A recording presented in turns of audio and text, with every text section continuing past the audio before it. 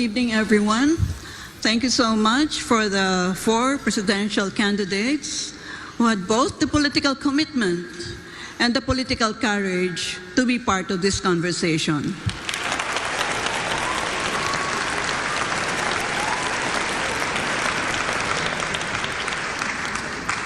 My area of research and expertise is on foreign policy and defense and security, so my first question will be within the rubric of these issue areas.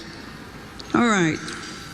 If the Quad were to become a collective security alliance, you, as our country's chief architect of our foreign policy, are you going to make the Philippines as a member of the Quad? Why and why not?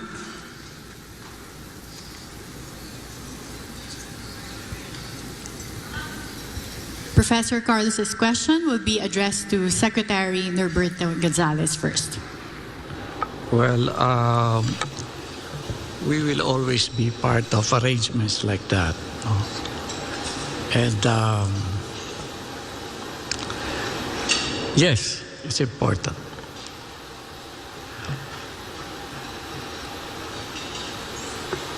Dapat lagi kasi may mga kasama tayo kung may mga hiharap tayo mga problema sa mundo. Kaya kailangan, kung may mga arrangements na ganyan, dapat pinapasok natin.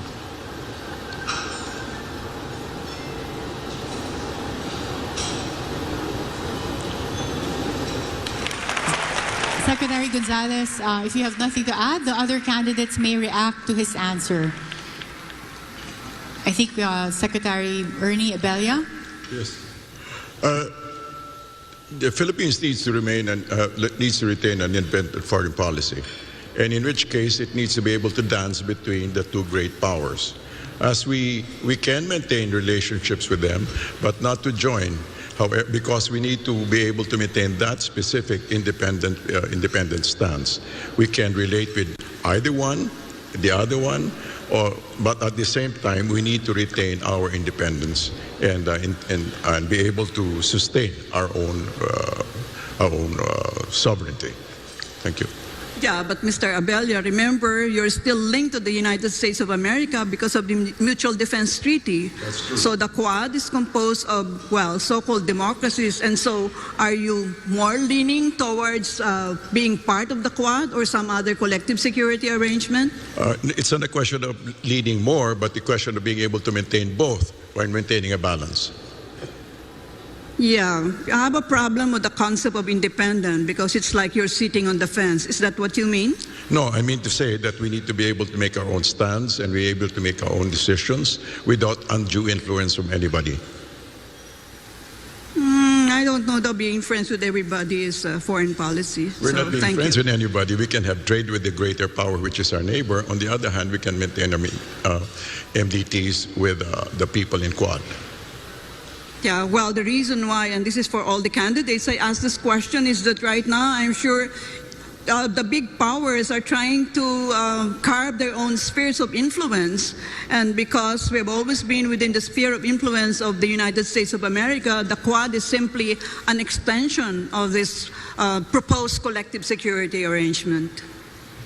On the other hand, they will not always, we can always be sure that they will always stand for us.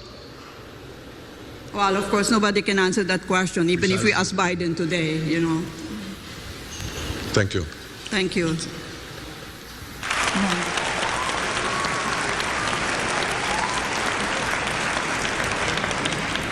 Senator Marcos. Yes, I think any of these agreements we should, of course, encourage, as long as it is very clear to us what is the advantage to the Philippines. What the professor just mentioned was she spoke about the great powers trying to carve out spheres of influence. I reject that model that I believe no longer applies in the geopolitics of the modern world. The old Cold War thinking. We have to ply our own way. And so it really would depend on what is inside, or what those agreements say, that the Philippines what will be doing and what those other partners of ours will be doing for the Philippines. And once again, because we shouldn't think of the old Cold War system, we should always think in terms of the fine line that the Philippines has to tread in all our foreign policy decisions. But if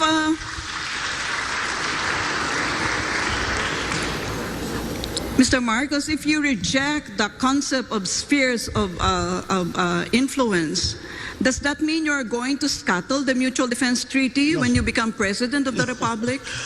By no means.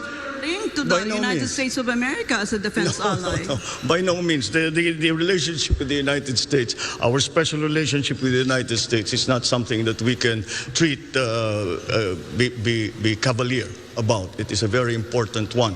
And it has stood us in good stead for over 100 years. And that, I think, will never disappear from the Philippine psyche, the idea and the memory of what the United States did for us and fought with us in the last war. And so that is a specific part of our foreign policy. But then as we approach, we know that we are a hot spot right now. The West Philippine Sea is a hot spot in geopolitics right now. And that is why we still have to find our own line in terms of all of these arrangements. Except the one simple principle is that we will not cede 1 square inch of the Philippines to any country. Karen, do I have time for one more follow-up with Mr. Marcos? Yes, Professor Carlos. Yeah. Okay, if that is the stance that you have taken, Mr. Marcos, suppose you have a situation where China is trying to, take us in, embrace us within its sphere of influence. How would you react as our chief architect of our foreign policy? Once again, in terms of specifically to China, the correct approach still seems to be one of engagement. And no matter what the superpowers are trying to do, we have to work in the interest of the Philippines, and we cannot allow ourselves to be part of the foreign policy of any other country. And we have to have our own foreign policy. So again, whatever the superpowers do, we as a highly strategic geographic, are having a highly strategic geographical location in the world, really have to walk that very, very fine line between these great powers who, I always say, these are great powers, we are in between. If they sneeze at the same time, we disappear from the map. And that is something that we always have to keep in mind. Thank you. Cal Yodi, we'll hear from you. Para sa akin talaga ay maiwasan yung lahat yung pakikipagkaisa dito sa mga malaking bansa sa daigdig na ang relasyon ay gagawin tayong parang pawn lang sa mga kanilang mga labanan. Ang aking naiisip talaga ay maging unaligned ang ating bansa sa mga malaking kapitalistang bansa sa daigdig, tapusin yung ating military agreement sa US, yung Mutual Defense Treaty, yung BFA, yung EDCA, at pati yung relasyon natin sa China na dihadong-dihado tayo. Bakit pagkasundo lamang tayo doon sa mga bansa nagagalang sa ating mga karapatan, sa ating soberanya, sa ating territorial integrity, sa ating mga panuntunan. Any follow-up questions, Professor Carlos? Yeah, Mr. De Guzman, kung gusto ninyong non-aligned po tayo, ay saan po tayo tutukod? Alam niyo naman ng ating military yung pinakamahina sa buong ASEAN region.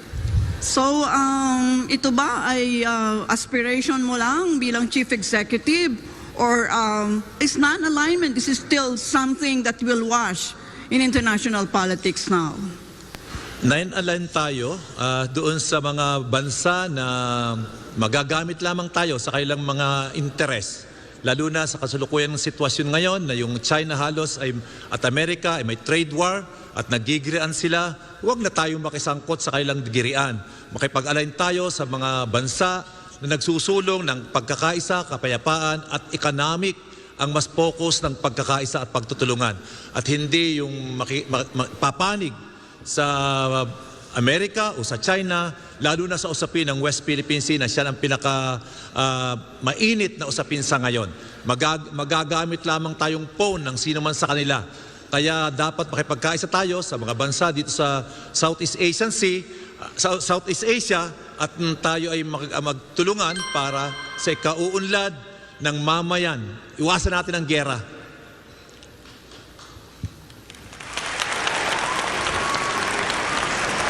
Is there any rebuttal from our candidates? I can see Professor Carlos wanted to be part of the debate. I'm sorry. I hope I'm not dominating the questions, Karen. No, You it's just okay. strike me down, if I need to shut out. Yeah. Yes, we've budgeted the time. If there are no reactions from the candidates to each other's answers, we are allotting the additional time to follow-up questions from our Can panelists. I just do one follow-up with Mr. De Guzman? Of course. Okay. Well, I'm interested in the concept of non-alignment because, I don't know that it's like once upon a time we talked about that. So, sino hong mga bansa kaya ang ating, anong pangalan nila? Ang ating sasamahan? Dahil sinabi ninyo ay sasama tayo sa mga non-aligned countries because most countries have cast their lots with either the United States of America, with Russia, or with PROC. So saan tayo? Diyan lang ba tayo nakaupo sa bakod? Ang gusto natin ay hindi dependent, kundi isang independent foreign policy at makikipagkasundo tayo. Hindi naman tayo magpuputol, kundi makikipagkasundo tayo sa mga bansa na re-respeto doon sa ating sovereignty at territorial integrity. Mas ganon. At ang mas makakakapit natin sa kasalukuyan, lalo na sa usapin ng West Philippine Sea, ay itong mga Asian country. At yan ang ating makakakampi sa kasalukuyan. At hindi, ayaw ko talaga na pumanig sino man sa kanila, sa Russia, sa China, na nagsusulong lang naman ng kanilang personal na interes at hindi sa interes ng kapayapaan at kaunlaran ng buong daigdig. Salamat po. Yeah.